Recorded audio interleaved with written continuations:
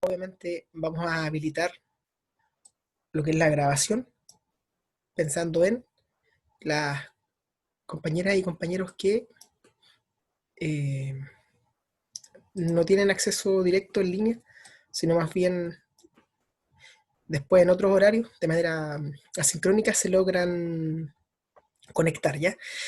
Entonces, les comparto acá lo que es el inicio de estas sesiones,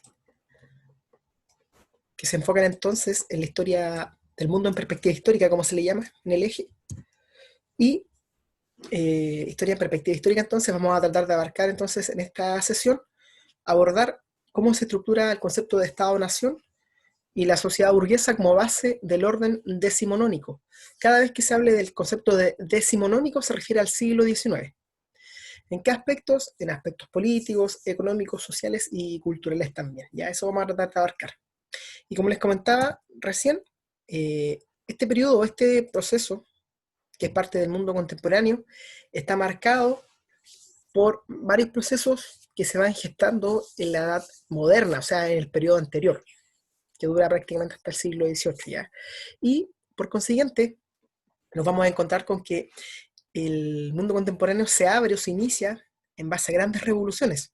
Algunas son de carácter ideológicos, otras son de carácter social, otras también son de carácter económico, marcadas por ejemplo por el desarrollo de la revolución industrial, que vamos a tener que ver más adelante, ¿ya? Fíjense acá, tenemos acá un afiche, sacado de un libro de historia de primero medio, si no me equivoco, ¿ya?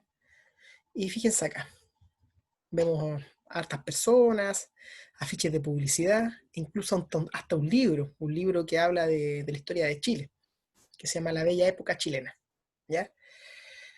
Cuando hablamos del siglo XIX, hay historiadores que señalan que el siglo XIX es el siglo de la burguesía. ¿Qué saben ustedes de este grupo social? ¿Qué han leído de este grupo social?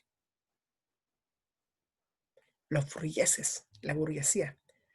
Por ejemplo, nacen en la Edad Media, pero ¿en qué escenario, en qué contexto nace este grupo? La burguesía. ¿Saben algo de este grupo social? Que en un comienzo eran muy mal vistos por la aristocracia, por ejemplo. Los miraban con desprecio. ¿Saben algo de este grupo? ¿Por qué se le llama burgueses?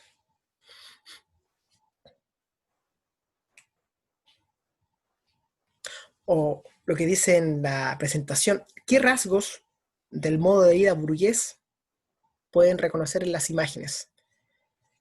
¿Qué elementos podemos destacar de estas imágenes que son propias del mundo burgués? ¿Están viendo la presentación, cierto?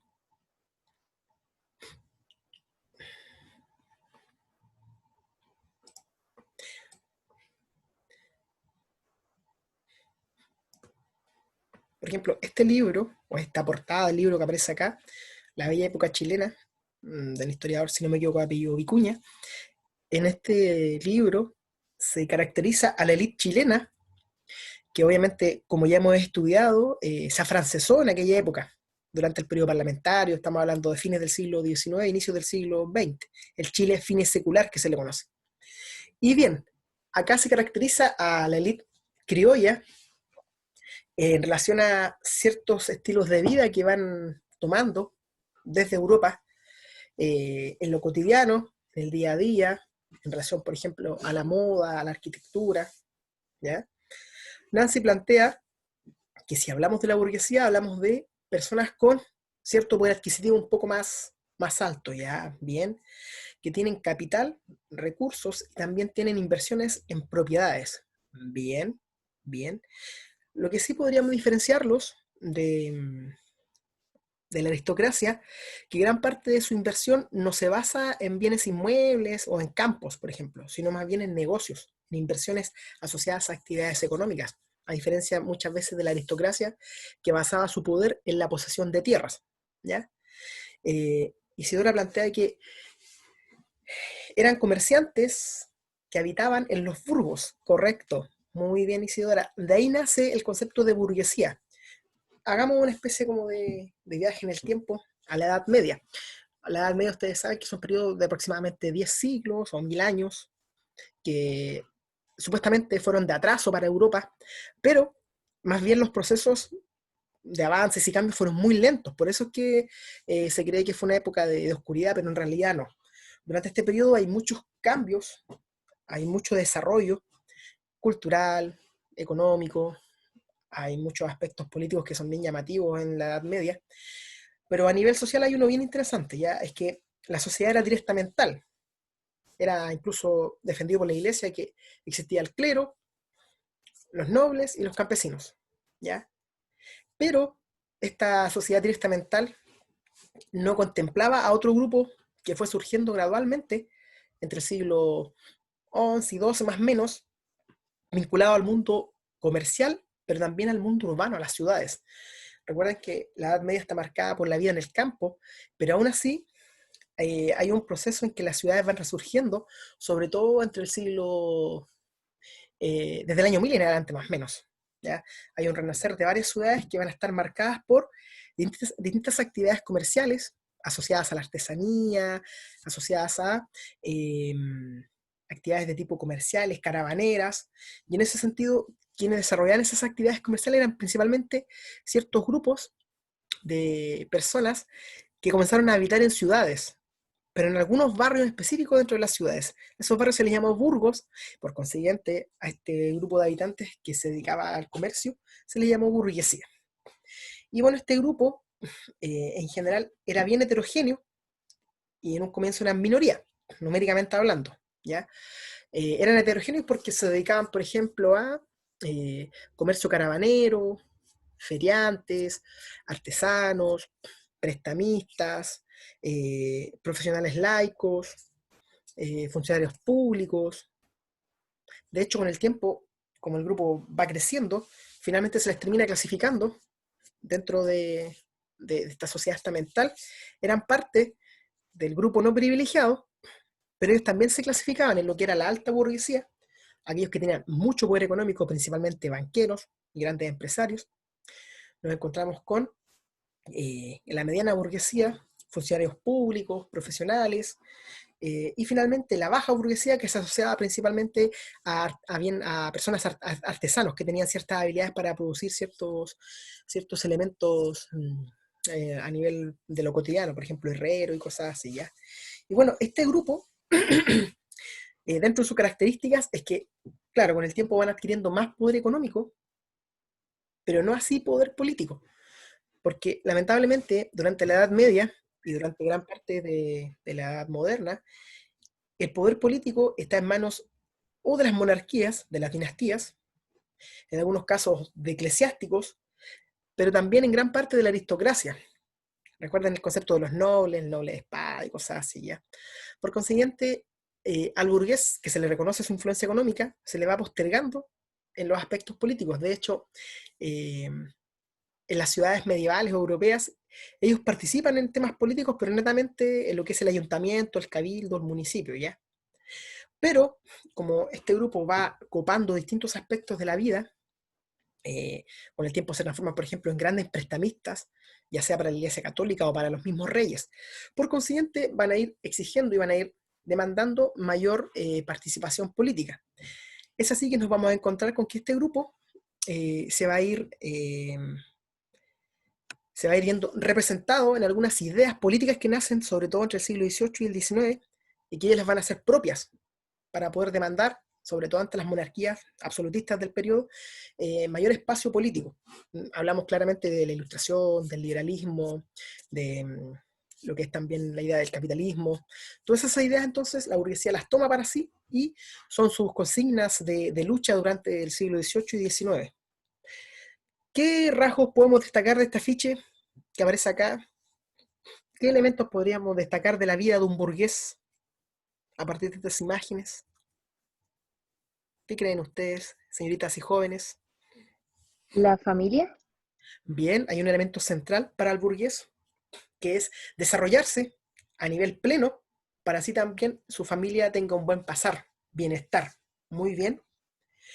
¿Qué otro elemento podemos destacar dentro del estilo de vida de la burguesía? ¿Qué más podríamos considerar de este grupo social? Piensen, por ejemplo, en la élite chilena de fines del siglo XIX. Recuerden que ya lo hablamos un poquitito en relación a un estilo de vida bien ostentoso, eh, hartos negocios, incluso para ampliar su influencia, pactaban matrimonios con familias poderosas igual, para expandir sus redes de negocios, diversificar los negocios. ¿Algún otro elemento llamativo de la burguesía? Les gusta, justamente Nancy, les gustan distintos eventos recreacionales, recreativos, eventos que les permitiera disfrutar del ocio, por ejemplo, los circos, el teatro, el cine. De hecho, este grupo es uno de los que más dinamiza la economía al ir comprando elementos novedosos para la época. Sí, justamente también los casinos, las carreras de caballo. Un elemento importante es disfrutar de todos los logros económicos que han conseguido y se ven reflejados en el día a día, en lo cotidiano. Por ejemplo, en construir casas ostentosas, casas modernas, casas llamativas para el resto de la sociedad, ¿ya? De hecho, durante la Revolución Industrial, ellos van a ir construyendo barrios exclusivos dentro de las ciudades que van a liderar este proceso industrial, como por ejemplo Londres o algunas ciudades de los Países Bajos, ¿ya? De hecho, un elemento esencial también de este grupo es estar a la moda, estar vigente en distintas temáticas, ya sea arquitectónico, de vestimenta, de ciertas costumbres, así también a nivel cultural. Son asiduos a consumir cultura. De hecho, no olviden que muchos de estos burgueses financiaron en su momento a artistas del Renacimiento para que hicieran grandes pinturas, esculturas, grandes construcciones. Recuerdo el caso, por ejemplo, de la familia Medici, que eran de los burgueses más ricos de Italia. Ellos financiaron a un arquitecto para que terminara de construir una catedral, imagínense, una cúpula de una catedral en Florencia, ¿ya? Entonces, nos encontramos con este grupo social que va adquiriendo cada vez más influencia y poder, sobre todo entre el siglo XVIII y el XIX. Grupo social que surge en los burgos, como lo planteamos hace un ratito, en plena Edad Media. Hacia el siglo XVIII era un grupo bien amplio, constituido por comerciantes, propietarios de negocios, profesionales, médicos, artistas, banqueros, empresarios, ¿ya? Banqueros y empresarios son los más poderosos, ¿ya? También aquí podría considerarse a mercaderes también, que no están catalogados dentro de la definición, ¿ya? Su poder estaba asociado con la propiedad, pero principalmente con lo que es la riqueza en base a negocios y al comercio. Y ellos son los que finalmente comienzan a imponer ciertas pautas económicas, sociales e incluso políticas durante el siglo XIX. Características del estilo de vida de este grupo social, fíjense acá lo que comentó recién hace un rato una compañera en relación a la importancia de la familia, valorización de la familia, del trabajo también, del trabajo, del orden, del esfuerzo, del emprendimiento, eso es súper importante, ya el desarrollo individual, el esfuerzo individual, también el concepto del lucro, era totalmente validado por este grupo social. La compra sí o sí de bienes suntuosos, recuerden, un bien suntuoso, o sea, se demuestra hacia el resto que tengo influencia y poder. Hablamos de los gastos suntuarios, eh, no sé, puede ser, por ejemplo, mi teléfono es un LG, no sé, un LG 4, no sé, pero bueno, la cuestión ya está obsoleto ya. Esto no es un gasto suntuario porque no es la última moda, no es la última chupada del mate. ¿Alguien tiene acá el último iPhone que salió? ¿Alguien de acá de los presentes o las presentes? Ese es un gasto suntuoso, un gasto ostentoso y que demuestra que estamos vigentes en lo último de tecnología, ¿ya? Otro elemento importante es que ellos comienzan a disfrutar del concepto del ocio a través de, no sé, de viajes al extranjero, eh, a acudir al casino, como recién lo comentamos, al cine, al circo, al teatro, ¿ya? Por consiguiente, ellos en su mayor apogeo o en su mayor periodo de esplendor y prosperidad, en Europa se habló de la Bella Época o de la Belle Époque, que es hasta antes de la Primera Guerra Mundial.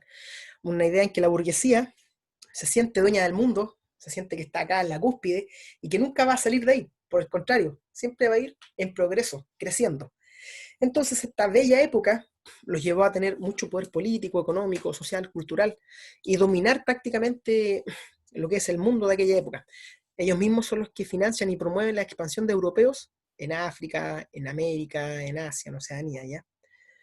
Eh, ¿Qué características es posible mencionar a través de la imagen sobre la Bella Época? ¿Qué saben ustedes de la Bella Época, de la Belle Époque?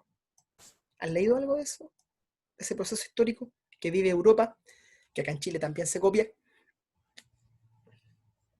¿Qué saben de la Belle Époque? ¿Mm? Claro, supuestamente todos serán felices, ¿ya? Fue un periodo de paz muy bien, sobre todo en Europa se evitaron los conflictos internacionales. Eh, Ellos viven, por así decirlo, como una burbuja, pero desconocen todo lo que está pasando en relación a las temáticas económicas y políticas. Estamos hablando de revolución industrial a full, cuestión social, pero ellos estaban en otra parada, estaban en esa de disfrutar la vida, de sentirse dueños del mundo. De hecho, ellos mismos financiaban en esa época ferias científicas donde se demostraban los adelantos más importantes de la época y esa idea del progreso y la tecnología como una respuesta a las necesidades del mundo, ¿ya? Bueno, como les comentaba entonces, este grupo va a ser clave desde el mundo moderno hasta nuestros días, ¿ya? Y fíjense acá, tenemos el primer ejercicio, dice, el campista y su mujer, cuadro de Quentin, 1514. La imagen anterior muestra una pareja de burgueses en su vida cotidiana. Respecto de la imagen y tomando en cuenta la definición del concepto burguesía, ¿es correcto inferir que? Bueno, esta pregunta apunta a una habilidad dentro de la prueba de análisis, síntesis y también de evaluar esta pregunta, ¿ya? Entonces, ¿qué podemos inferir? Punto uno, era un grupo compuesto tanto por comerciantes como por intelectuales. Dos, los burgueses se convirtieron en actores protagónicos en la difusión de ideas liberales. Tres, las actividades de los burgueses se basaban exclusivamente en el comercio. Hasta ahora con lo que hemos comentado y lo que ustedes también conocen de la burguesía, ¿qué alternativa piensan ustedes que puede ser la correcta? Niñas, niños, jóvenes, señoritas. ¿C podría ser? ¿Bien? ¿O E también? Daniel, cuando usted, y Natalia también, cuando ustedes hablan de la alternativa C, ¿por qué descartan la número 3? Las actividades de los burgueses se basaban exclusivamente en el comercio. Me gustaría leerlos en el chat o bien escucharlos, ¿ya? ¿Por qué descartan la 3? ¿Daniel o Natalia?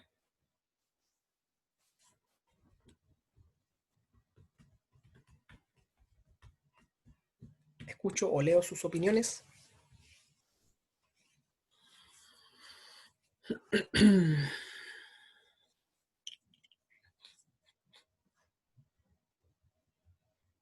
¿Era un grupo compuesto tanto por comerciantes como por intelectuales? Sí, correcto, ¿ya? Y también por empresarios, por banqueros, ya era un grupo bien amplio. ¿Los burgueses se convirtieron en actores protagónicos en la difusión de ideas liberales? Correcto. De hecho, ellos toman esas banderas de lucha e incluso en ciertos momentos se unen con los sectores populares, por ejemplo, durante la Revolución Francesa y las consiguientes revoluciones liberales del siglo XIX, hablando, por ejemplo, de republicanismo, constitucionalismo, democracia representativa, de sufragio o censitario o bien universal, ¿ya? Estaríamos bien. 1 y 2, correcto.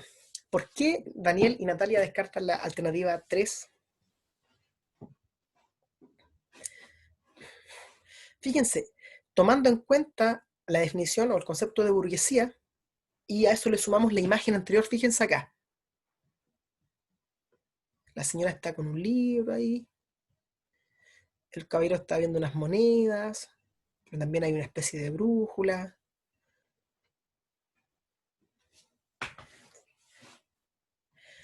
Bueno, la alternativa correcta, como bien lo plantea Daniel y Natalia, es la letra C, ¿ya? Las actividades de los burgueses no se basaban exclusivamente en el comercio, también se basaban en actividades de tipo científicas para poder desarrollar, por ejemplo, maquinarias. Sí o sí se requería investigación.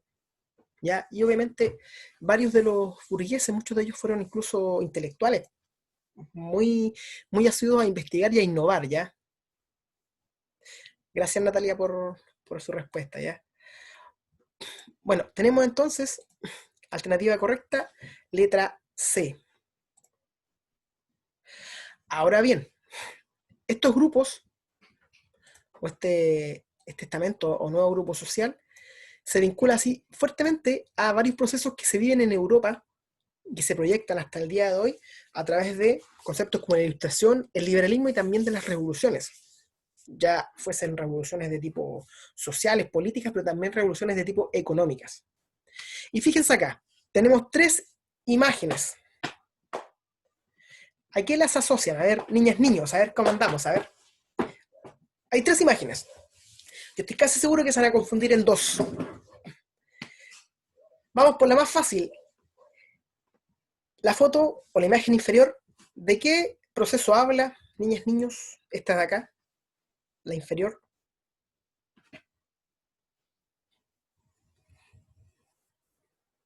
Los puedo leer en el chat o bien los escucho si activan su micrófono. La imagen inferior, ¿de qué proceso habla? ¿De Revolución Francesa? La de abajo, no. Fíjense esa banderita ahí. Podría ser, sí, podría ser con México, pero más en específico, por la bandera, tiene que ver con Chile y el proceso de revolución o de independencia o de emancipación de Chile, pero también de México y de América Latina, ¿ya? Recuerden que éramos colonias, pero vamos a vivir un proceso paralelo y similar que finalmente nos permite independizarnos, ¿ya? Esa era la imagen más fácil, ¿eh? Ahora vienen estas dos imágenes de arriba que el común de la gente tiende a confundir. Esta imagen, ¿de qué estará hablando la imagen superior al costado izquierdo? ¿No es del liberalismo? Sí. Tiene que ver con ideas liberales, pero en concreto tiene que ver con un proceso que marca el paso de la edad moderna al mundo contemporáneo y que es clave en todo lo que venga después. Justamente, Isidora, la toma de la Bastilla, que marca el inicio de la Revolución Francesa. De hecho, ahí está el castillo, que ya de castillo no tenía nada, sino más bien era una especie de cárcel, que una parte del pueblo francés o parisino se lo toman y dan inicio a la revolución. Clave porque sus proyecciones en adelante van a marcar a nivel político, social, económico, cultural, a Europa y finalmente al mundo, ¿ya? Vamos muy bien hasta ahí. Y la imagen superior derecho, ¿de qué está hablando? ¿De qué se trata esta imagen que aparece sobre el texto de la Marsellesa? Niñas, niños, señoritas o jóvenes, ya creo, niñas y niños ya no, ya. Adolescentes. Esa mujer semidesnuda, con una bandera en la mano. ¿Alguien sabe algo de esa imagen? ¿Es de la Revolución Francesa o no? ¿Qué saben ustedes de esa imagen? Dice la libertad guiando al pueblo. Y es una imagen que no tiene que ver con la Revolución Francesa, sino que tiene que ver con las revoluciones liberales que se van a dar durante el siglo XIX. De hecho, en concreto, si no me equivoco, la de 1848. Pero la gente tiende a confundirla con una imagen de la Revolución Francesa. Bueno, estos procesos se basan o están enmarcados en una ideología que va naciendo y se va estructurando en el siglo XVIII. Y esta ideología, sí o sí, es la ilustración. Y cuando hablamos de este movimiento, sí o sí tenemos que saber que es un movimiento de tipo intelectual, ideológico, es un movimiento también de corte científico, que se estructura a lo largo del siglo XVIII. De hecho, al siglo XVIII se le llama el siglo de las luces, asociado al concepto de ilustrar, de iluminar, de educar a la población. Y bueno, dentro de este pensamiento filosófico, político, económico también, nos encontramos con distintos autores, distintos pensadores de origen principalmente franceses, ingleses.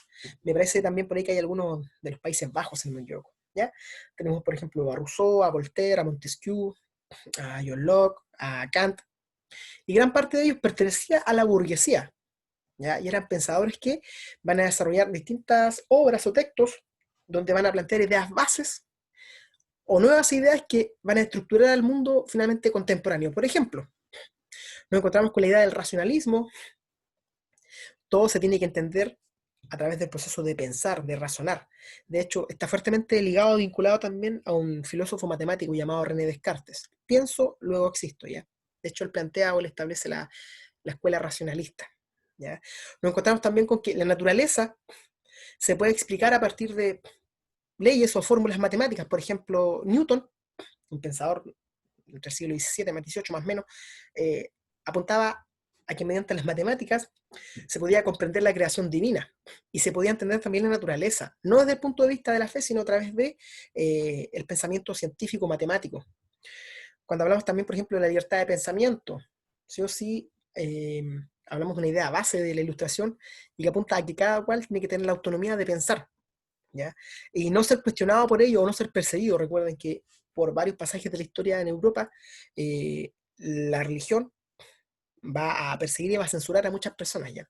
Incluso en algunos casos hasta va a implicar su muerte, ¿ya?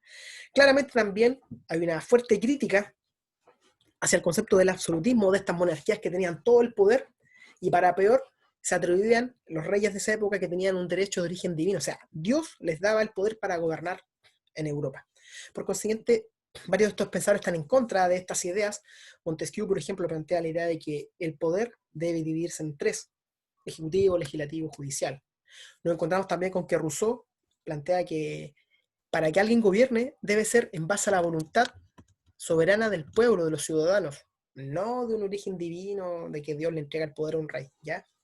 También nos encontramos con que sí o sí, dentro de la sociedad, la iglesia cada vez debe ir teniendo menos influencia. De ahí acudimos al concepto del laicismo. Nosotros el concepto de laicismo lo trabajamos en la historia de Chile. ¿En qué parte de la historia de Chile la trabajamos? El concepto de laicismo. No sé si recuerdan que vimos ese concepto. El laicismo.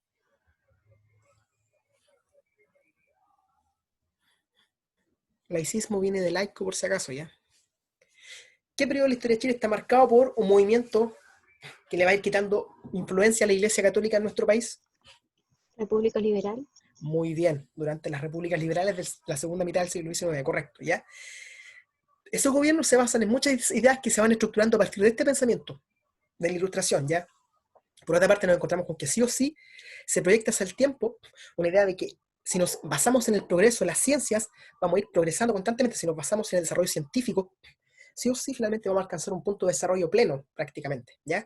Por otra parte, dentro de estas ideas que se van proyectando o comentando, sí o sí, población y también enfocarse en difundir la educación para salir de esa idea del oscuro, del oscurantismo que se venía heredando de la Edad Media, ¿ya? Erradamente pensando de que la Edad Media fue todo oscurantismo y no es tan así, ¿ya? Finalmente, la síntesis o la expresión que resume todo el saber de esta época está marcado bajo la enciclopedia. ¿Saben algo de ese texto? ¿Han leído algo de ese texto? La enciclopedia fue elaborada por intelectuales europeos. Diderot me parece que se llama uno, el otro se llama D'Alembert. Y es un texto, o en ese momento fue un texto que recopiló el saber de la época de distintas ciencias. De hecho, incluso invitaban a participar a muchos de estos pensadores y filósofos de la Ilustración para que fueran aportando al saber de la época. De hecho, el concepto de enciclopedia se proyecta hasta el día de hoy. Cuando ustedes hacen sus trabajos de copy-paste del computador, perdón, de internet a su Word, los trabajos y tareas que les piden de los colegios, la mayor parte de ustedes consulta una enciclopedia llamada Wikipedia, ¿ya? Es un texto que resume, o es una página que resume, una plataforma que resume o sintetiza saberes muy diversos, ¿ya? Ya señalamos que es un movimiento filosófico, político, que se desarrolla principalmente en Europa, y que tiene varias características. Ya una de ellas, por ejemplo, la idea del progreso, también el desarrollo de las libertades individuales, las libertades políticas, económicas, ¿ya? Fíjense acá, sí o sí, la naturaleza es clave para poder comprender los fenómenos que se van dando a nivel del desarrollo del universal o de lo espacial, geográfico. Sí o sí, la razón humana es clave para guiar al hombre. Los seres humanos nacen en igualdad de derechos y también en igualdad de derechos políticos, ¿ya? Sí o sí, muchos de estos intelectuales creían en Dios, pero no vinculado a la alta jerarquía o a la iglesia o a la fe. De hecho, se habla del concepto del deísmo, o sea, hay un creador, hay un ser divino superior, pero que no se entiende por la fe y menos por la iglesia, sino más bien por el uso de la razón. Sí o sí hay una lucha constante por la libertad política, económica, intelectual, religiosa, ¿ya? ¿En qué ambiente surge este pensamiento? Sí o sí gracias a la expansión económica que se va dando a través del mundo, sobre todo en base a los descubrimientos que se van dando de rutas comerciales por América y por otras partes del mundo, ¿ya? También está fuertemente vinculado al desarrollo científico. Recuerden que el siglo XVII está marcado por un concepto que se conoce como revolución científica, principalmente en Europa. Y también social, que ya comentamos recién, que es la burguesía, que va creciendo cada día más, ¿ya? ¿Contra qué se enfrenta? ¿Contra qué se enfrenta la Ilustración? ¿Ustedes han escuchado hablar del antiguo régimen? ¿Saben algo de ese concepto? Del antiguo régimen. El antiguo régimen, en el fondo, es una forma quizás despectiva de referirse a la herencia o el legado que deja la Edad Media en el mundo moderno, asociado, por ejemplo, a una sociedad triestamental, una sociedad que se basa más bien en tu origen familiar, en tu linaje, más que en tus capacidades individuales. Recuerden que durante la Edad Media, si naciste campesino, aunque tengas mucho poder después económico, sigues siendo campesino, por consiguiente, eres un no privilegiado, ¿ya? Otro elemento importante que nos hereda o nos dejó el antiguo régimen, que se viene proyectando desde fines de la Edad Media, la idea de una monarquía absoluta, en que el rey tiene todo el poder y además es validado por Dios, esas monarquías de origen divino, ¿ya? También, sí o sí, dentro del antiguo régimen, justamente rasgos políticos económicos que se proyectan desde el siglo XV en adelante, más o menos, ¿ya? Sí o sí, uno de ellos es la influencia fuerte que tiene la Iglesia en la sociedad y en materias políticas y económicas también. Y finalmente, esta economía que se conoce como mercantilismo se aplicó en el caso de nuestro país como colonia española, con esa idea de que la corona española tenía que acumular oro y plata, metales preciosos, en base al control comercial sobre sus colonias, por ejemplo, ¿ya? Entonces, ante esta realidad es que la Ilustración se va a enfrentar, y por consiguiente también la burguesía.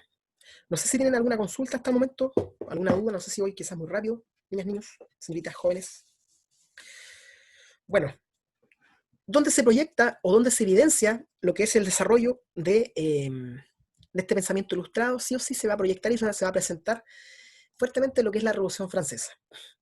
¿Y cómo se proyecta o cómo se grafica? Sí o sí tenemos que entender que hay un antes y un después de esta revolución. Hay un antes a nivel social, a nivel político y a nivel económico, que marcan a Francia, pero que después van a marcar al resto de Europa y al resto del mundo. ¿Ya? Por ejemplo, en el antiguo régimen, antes de la Revolución Francesa, una sociedad estamental, rígida, con poca movilidad social, marcada también por fuertes desigualdades en relación a quienes eran privilegiados, una mayoría, y quienes eran no privilegiados. Por consiguiente, hay una lucha constante. ¿Ya? A su vez, también nos encontramos con un grupo minoritario que vive una época de mucha riqueza, mientras que gran parte del pueblo pasa penurias e incluso hambrunas, ¿ya? De hecho, el día en que se inicia la Revolución Francesa es uno de los días en que el precio del pan está más elevado, o el precio de la harina, de los más elevados, ¿ya? Una sociedad estamental y se impone una sociedad de clases, una sociedad que va a basar su influencia o su importancia en base a su poder adquisitivo. Se consolida también el ascenso sí o sí de la burguesía a la cúspide de esta pirámide social y se eliminan los privilegios de linaje o de familia. Ya no está esa estructura de privilegiados y no privilegiados.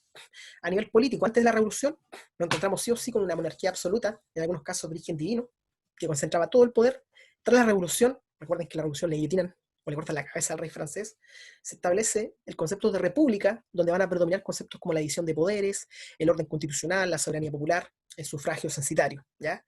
Por otra parte, a nivel económico, nos encontramos con, antes de la revolución, una economía de tipo agrícola, una economía que generaba excedentes, pero eran todos controlados por el Estado, con alta tasa impositiva de impuestos y políticas proteccionistas.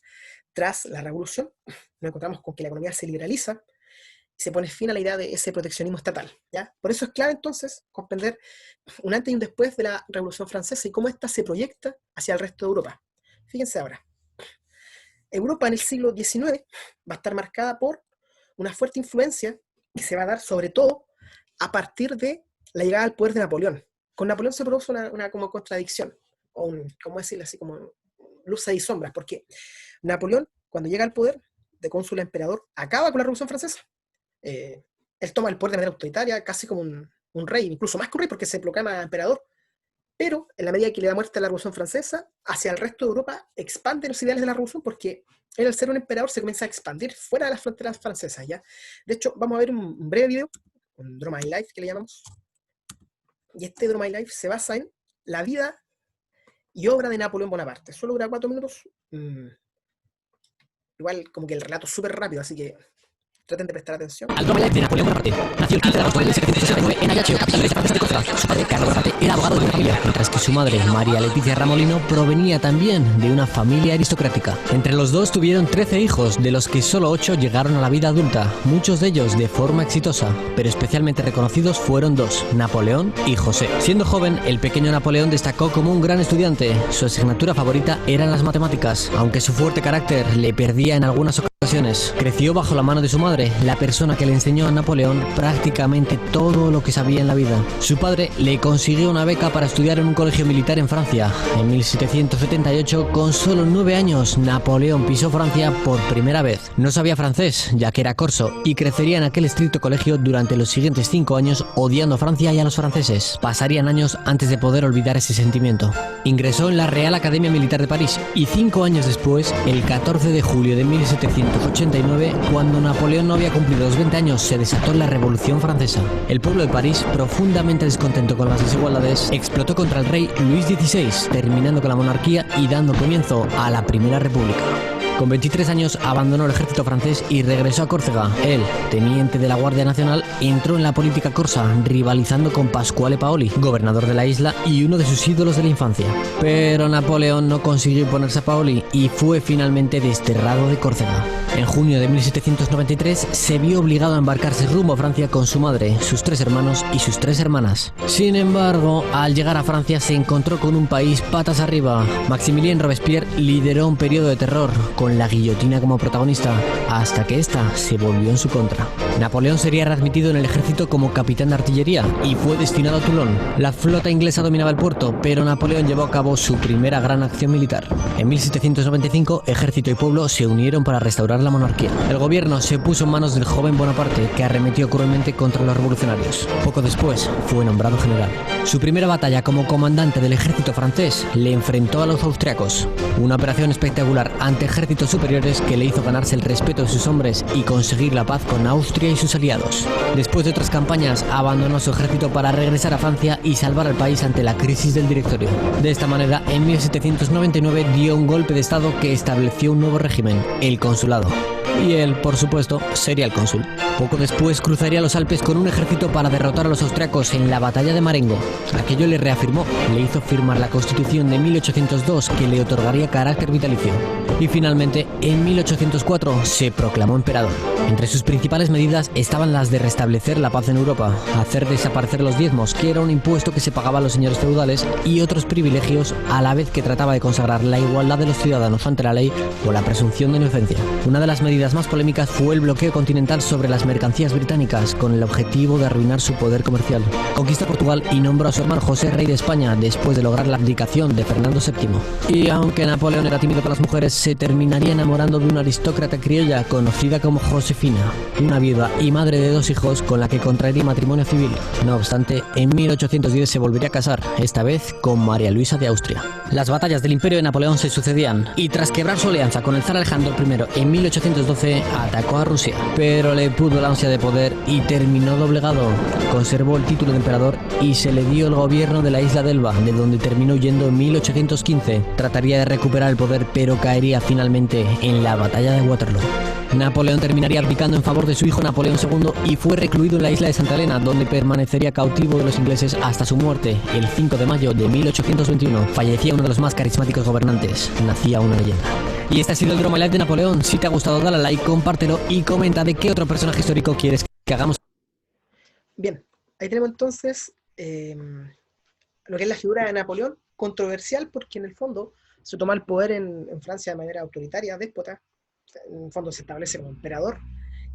Y el tema es que reprime a gran parte de la población, acaba con las libertades, muchas de las libertades por las cuales se peleó durante la Revolución Francesa, pero paralelamente se comienza a expandir en Europa y comienza a difundir ideas claves que en el fondo se vinculaban fuertemente al liberalismo. Ya, por ejemplo, nos encontramos con igualdad ante la ley, sí o sí, soberanía popular, también la idea de que se debía gobernar en base a una constitución, el respeto o la defensa de lo que es la propiedad privada, también varios principios republicanos como la elección de cargos públicos, códigos civiles, o sea, y fíjense acá en el esquema, ya, por ejemplo, a nivel, a nivel de transformaciones sociales, sí o sí promueve el concepto de la igualdad, sí o sí también pone fin a conceptos vinculados a la Edad Media como el feudalismo o ciertos impuestos que venían de la época medieval.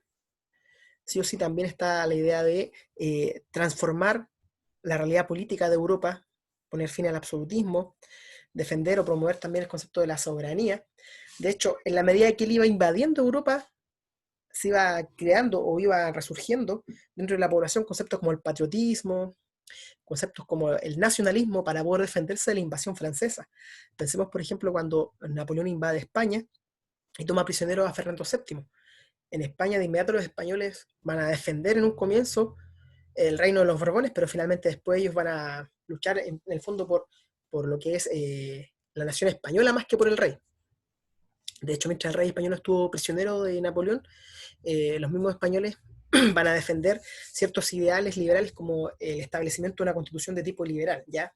Por otra parte, sí o sí también, en este conflicto y en este proceso de expansión, por ejemplo, en su momento pasa en España esta idea de nacionalismo, este sentimiento de nacionalismo, pero también se va a dar después en Alemania, cuando Napoleón invade esa región para poder invadir después Rusia, también surge este sentimiento de nacionalismo que finalmente va a facilitar la unificación de Alemania durante la segunda mitad del siglo XIX, ¿ya? Y fíjense acá, elementos propios del periodo, Europa del siglo XIX, nos encontramos con conceptos como la democracia, el parlamento, las monarquías, constitución, nación, ilustración, estado, república, ya. Todos conceptos que van siendo trabajados desde la ilustración en adelante y sobre todo a partir del liberalismo, ya. Dentro del liberalismo que se va dando en Europa, nos vamos a encontrar con dos corrientes. Por una parte hablamos de lo que son los liberales moderados, que defienden ciertas libertades pero de manera gradual, e incluso son capaces de mantener la figura del rey o del monarca, pero que gobierna con el asesoramiento de algún parlamento y de una constitución. Incluso estos liberales moderados defendieron la idea del voto censitario, o sea, que no todo el mundo podía votar. Por otra parte, nos encontramos con liberales mucho más avanzados o progresistas, y estos son los que van a liderar varios procesos, sobre todo a partir de la Revolución Francesa en adelante. Y bueno, fíjense acá que el liberalismo se estructura a partir de la Ilustración y sienta las bases de cambios políticos, económicos y sociales tanto de Europa como también para América del siglo XIX. Y en concreto, si hablamos de definir el liberalismo, es una doctrina o es una ideología de tipo político, económico, social, que se proyecta con mucha fuerza desde el siglo XVIII hasta 1929, hasta el crack del 29, ¿ya? Este liberalismo se puede dividir también, o se puede clasificar el liberalismo de tipo político, el liberalismo de tipo económico y también el liberalismo de tipo social. Cuando hablamos del liberalismo político, sí o sí, disminuir las atribuciones de la figura del rey, si va a existir, por lo menos que lo haga gobernando a través de una constitución, darle mayor énfasis a la figura del parlamento, de las juntas, del Reichstag, ¿ya? Sí o sí también que las autoridades públicas que gobiernan sean elegidas por la población, ya sea a través de un voto censitario o un voto universal.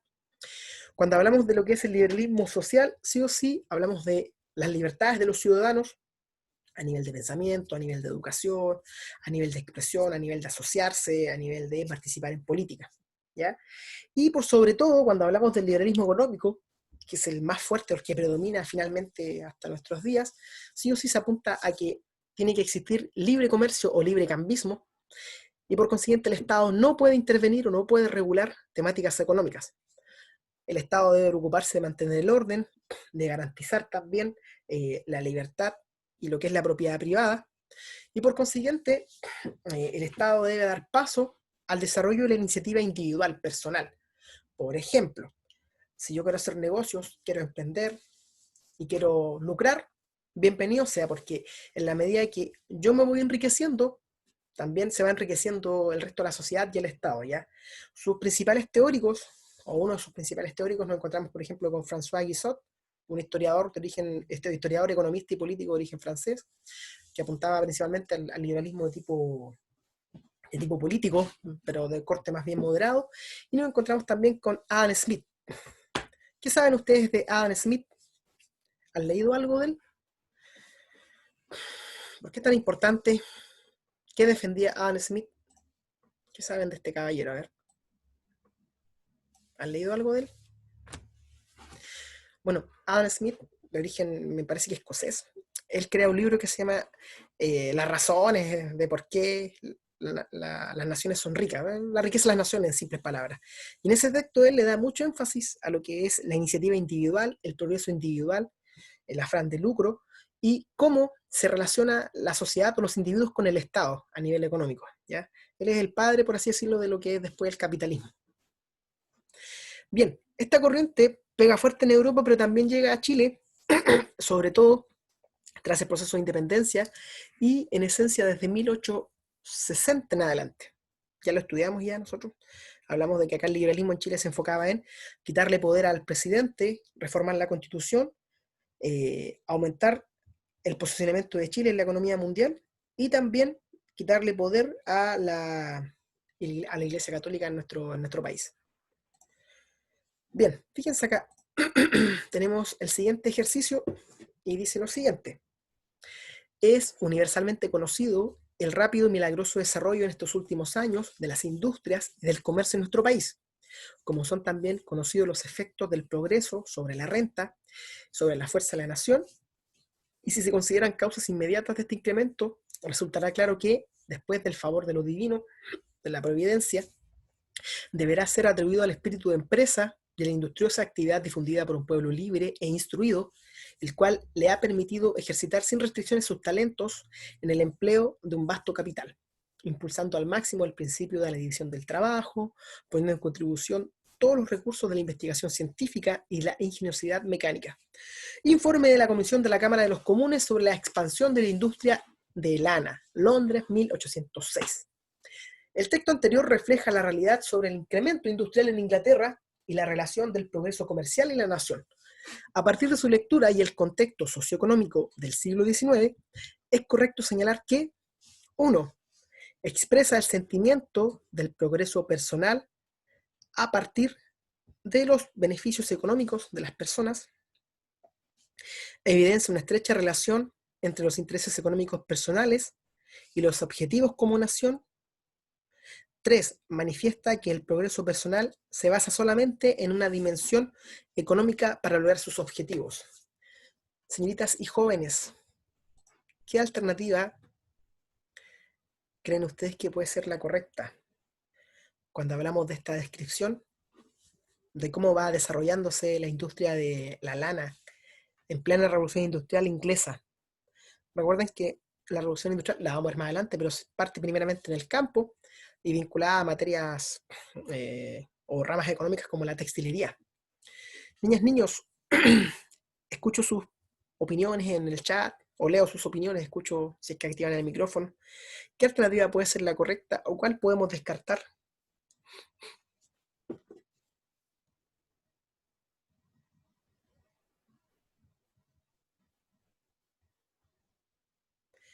Señoritas jóvenes, leo nuevamente, dice, el texto anterior refleja la realidad sobre el incremento industrial en Inglaterra y la relación del progreso comercial y la nación.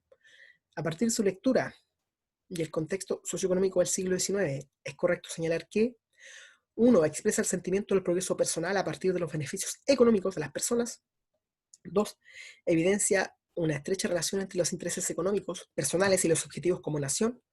3. Manifiesta que el progreso personal se basa solamente en una dimensión económica para lograr sus objetivos.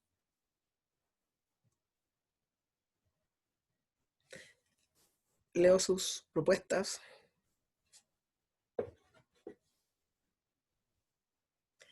Estoy en clases. Saliendo de la clase lo llamo, ¿ya? Saliendo de la clase lo llamo, estoy en clases. Justo me llaman los maestros a esta hora, los maestros que están construyendo en la casa, ¿no? Y no los puedo atender si estoy en clase. Alternativa D o E, ¿ya? Eso es lo que plantea Nancy. Tiene la duda si es 1 y 2 o 2 y 3. Vamos viendo, a ver, dice, ¿expresa un sentimiento de progreso personal? Sí, correcto. En base a negocios que implicaban inversión, pero como les estaba yendo bien, todos contentos, ¿ya? A partir de beneficios económicos personales, justamente. Ciertas personas en el campo se arriesgaron a invertir, mejoraron sus formas de producir y fueron capaces de generar un desarrollo en la rama de la textilería, ¿ya? Después dice, se evidencia una estrecha relación entre intereses económicos personales y los objetivos como nación. ¿Qué ocurre? Que por aquella época Inglaterra defendía o en cierta medida difundía ciertas áreas económicas en las cuales algunos grupos como la burguesía tenían cierto interés, tanto a nivel nacional como incluso internacional. De hecho, de la mano del desarrollo económico va también el desarrollo del imperialismo. Por consiguiente, si a un empresario le iba bien, a Inglaterra le iba bien. Por lo tanto, la alternativa número 2 también es correcta, ¿ya? Después dice, la número 3, manifiesta que el progreso personal se basa solamente en una dimensión económica. Claramente no, porque sí o sí también nos encontramos que para que haya desarrollo y prosperidad económica tiene que haber investigación científica, tiene que haber también una capacidad de invertir, de darse el tiempo, incluso de educarse. Fíjense acá, dice, deberá ser atribuido al espíritu de la empresa y a la industria y a la industriosa actividad difundida por un pueblo libre y educado, el cual sin restricciones a su talento en el empleo de vasto capital, impulsando división del trabajo, poniendo en contribución de recursos de investigación científica e ingeniosidad mecánica. O sea, para poder llevar a cabo actividades económicas no solamente había que enfocarse en lo económico, sino también en inversiones de tipo científicas, intelectuales, de preparar incluso a los trabajadores para que los procesos productivos fueran mejores, ¿ya? Por consiguiente, como lo plantea Nancy, alternativa correcta, letra D. Esta pregunta, o este tipo de preguntas, apunta a la habilidad que es de aplicación, por si acaso, ¿ya? Es una pregunta un poco más compleja. Bueno, dentro de la presentación, no lo vamos a alcanzar a ver ahora, pero sí hay una síntesis de cómo se desarrollan las revoluciones liberales a lo largo del siglo XIX. Y estas principalmente pasan por 3 periodos. La década de 1820, la década de 1830 y la década de 1840. ¿Ya?